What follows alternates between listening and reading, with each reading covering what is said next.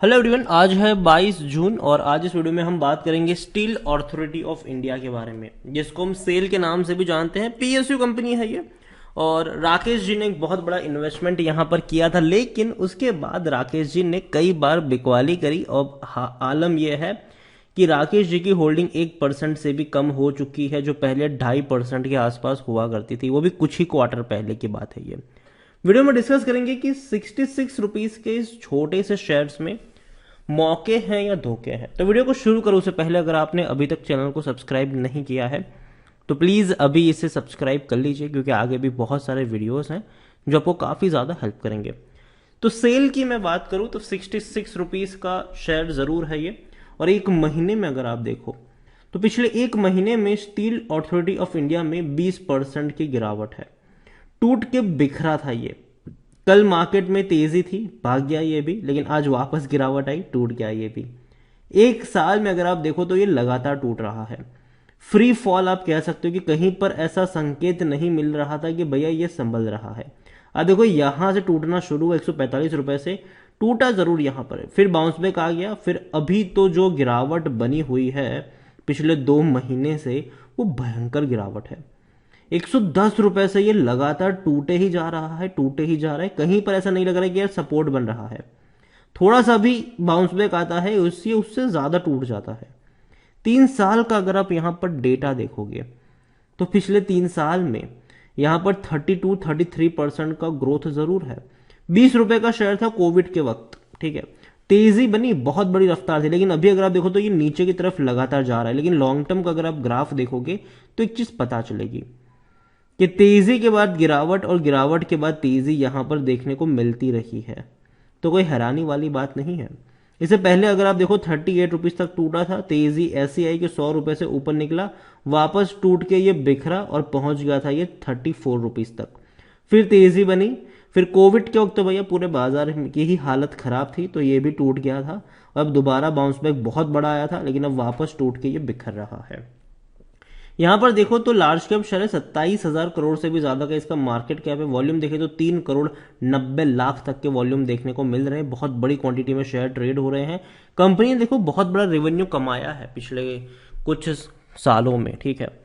लेकिन चीजें आप समझिए कि देखो कंपनी ने जो अच्छा प्रॉफिट कमाया था, जिसकी वजह से शेयर में हमने तेजी देखी, 145 रुपए तक भी शेयर गया था ये। लेकिन हाल फिलहाल में गवर्नमेंट पॉलिसीज और जो ग्लोबल सिचुएशन है वो कहीं ना कहीं इनको हैम्पर कर रही है। क्योंकि देखो मेटल कंपनियां, मैं पहले भी कहता हूं कि भैया मेटल कंपनियां ऐसी होती है जिसको प्रिडिक्ट आप नहीं कर सकते हैं।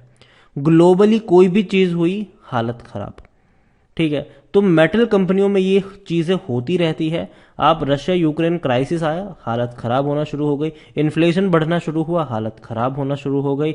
सरकार ने एक झटके में एक नया फैसला ला दिया, हालत खराब हो गई। जो इंपोर्ट ड्यूटी बढ़ा दी, यहां जो पहले थी नहीं है बढ़ा दी। और कई सारी कंपनियों ने ऑलरेडी प्री ऑर्डर करके रखे हुए थे, उनका यहां पर लॉस हुआ यहां पर। तो ये दिक्कत यहां पर जरूर हो रही है कि भैया सरकार के डिसीजंस का भी बहुत बड़ा इंपैक्ट होता है मेटल कंपनियों के ऊपर। और यहां पर सिर्फ सेल ही नहीं, जेएसडब्ल्यू स्टील हो, जिंदल स्टील हो या टाटा स्टील हो, हर किसी के शेयर्स की हालत खराब हो पड़ी है। प्रमोटर के पास 65% की होल्डिंग है। प्रमोटर कौन है? सरकार है, सरकारी कंपनी ही है। एक भी शेयर गिरवी नहीं है इसका। 4.58% एफआईएल्स के पास है।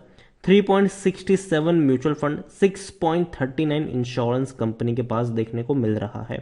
यहां पर डिविडेंड कह रहे तो भैया डिविडेंड पे जरूर किया है, 2.5 रुपए पर शेयर का इसने डिविडेंड पे किया है। मार्च इसकी एक्स डेट थी।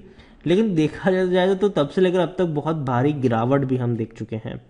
यहां पर अगर आप देखने की कोशिश करें तो राकेश जी ने बहुत बड़ी होल्डिंग बेची थी यहां पर सेल में। अगर आप देखें तो जैसे कि अगर हम बात करने जाए राकेश जी की ही अगर हम बात करें तो सेल में उनकी जो होल्डिंग थी वो सितंबर क्वार्टर तक 1.80% के आसपास थी। अब उनकी जो होल्डिंग है वो मार्च के फाइलिंग में नहीं है।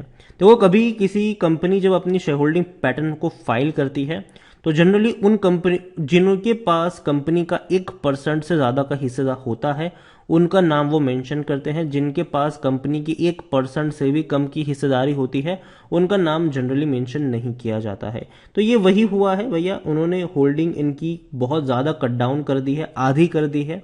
या फिर क्या पता उससे भी नीचे कर दी हो। तो ये ज़रूर चीज़ें यहाँ पर देखने को मिली है। और सेल को लेकर अगर हम देखने की कोशिश करें तो according to Moneycontrol user 9% लोग कह रहे हैं कि बेचो, बाकी हर कोई कह रहा है खरीदारी करो। अभी मेरी खरीदारी की रिकमेंडेशन नहीं है सेल में। देखो कंपनियां, मेटल कंपनियां, डेफिनेटली उसको आप प्रिडिक्ट करना मुश्किल होता है, लेकिन जब बहुत सस्ती मिल रही हो तब खरीदने के मौके भी होते हैं। अगर आप चैनल को रेगुलर फॉलो कर रहे हो तो जब शेयर सस्ता मिल रहा था, जब शेयर आपको इस नीचे के लेवल पर मिल रहा था, 35 रुपए, 30 रुपए, 25 रुपए तक मिल रहा था, तब डेफिनेटली अगर आप चाहे तो मेरे पुराने वीडियो भी चेक कर सकते हैं, मेरी बाइंग की रिकमेंडेशन थी। लेकिन जैसे ही भैया शेयर 100 रुपए क्रॉस कर गया, मैंने इसको प्रॉफिट भी ले लिया था और मैंने दोबारा यहां पर कभी मुड़ के देखने के बारे में सोचा नहीं। लेकिन अब जब इतनी बड़ी गिरावट आई जरूर है, तो दोबारा ये जब उस रेंज में जाएगा जहां पर अच्छे सपोर्ट नजर आते हैं, वहां पर खरीदारी के मौके बन सकते हैं। सपोर्ट कहां पर है वो भी बातचीत करेंगे। अब देखिए कंपनी ने 2022 में भैया बड़ा बड़ा छक्का लगाया, 1,03,500 करोड़ तक के रेवेन्यू, जो इससे पहले 70,000 करोड़ भी नहीं थे। प्रॉफिट अगर आप देखो तो जो प्रॉफिट 3,700 करोड़ था वो सीधा पहुंच गया 11,825 करोड़। तो जाहिर सी बात है भैया शेयर आपको बढ़ता हुआ नजर आया, लेकिन बाद में अभी सिचुएशन ऐसी है कि इनके प्रॉफिट भी कम हो सकते हैं, रेवेन्यू भी हल्के फुल्के कम हो सकते हैं आने वाले दिनों में। तो डेफिनेटली असर पड़ेगा सेल के शेयर्स पर। यहां पर सेल को लेकर अगर आप देखें तो खरीदारी करने का सही मौका है, क्योंकि शेयर ओवरबॉट जोन में नहीं है। पी बहुत सस्ता हो चुका है, 2.32।